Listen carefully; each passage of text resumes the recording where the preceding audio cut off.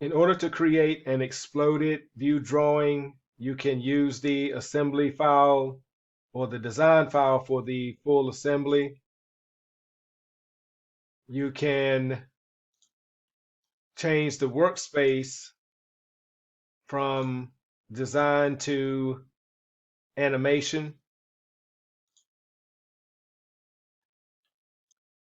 After you select animation, you will expand the browser and select the assembly file in the browser, which in this case would be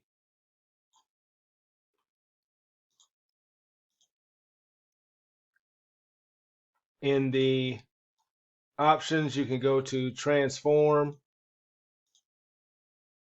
and you could, one option would be to do an auto explode. So if you do auto explode, it will break up the assembly file into its various components or parts. But you will notice with the using the explode option that you really don't get a good idea of how the product is assembled, or you don't get a good idea of what the relationships are between the various parts. So in order to create the exploded view drawing, this may not be the best option because it doesn't communicate well what the how these various parts are assembled to make the product. So in this case, you can cancel this so it kind of brings back the product assembled. Maybe a better option would be to do a manual explode. So if you select manual explode,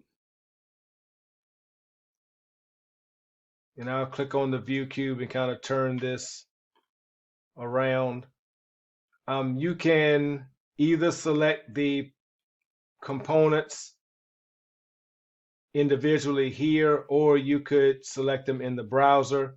So if you kind of click on each one of them, if I hold the control key down and select the 4 screws, for example, and I want to kind of have these to come out in this direction, just kind of break this up.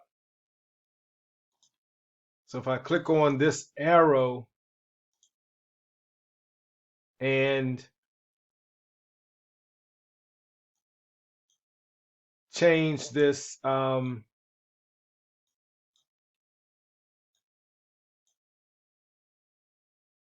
like the slide bar, I'll kind of move it somewhere so we can see it. If I use this explode scale, if I kind of change it here, this will give you an idea of how far out those screws will come out. So I kind of place them right there, for example, and then click on the green check. So you can look at this and tell that these screws are lined up with these holes in the cover plate. So it kind of gives you an idea that those screws are going to go into that those holes in the cover plate. So you can kind of keep doing this. The next thing I might want to move is the cover plate itself. So I kind of click and then click on the cover plate, go to transform and manual explode. Click on this arrow and just modify how far that comes out. Click on the green check.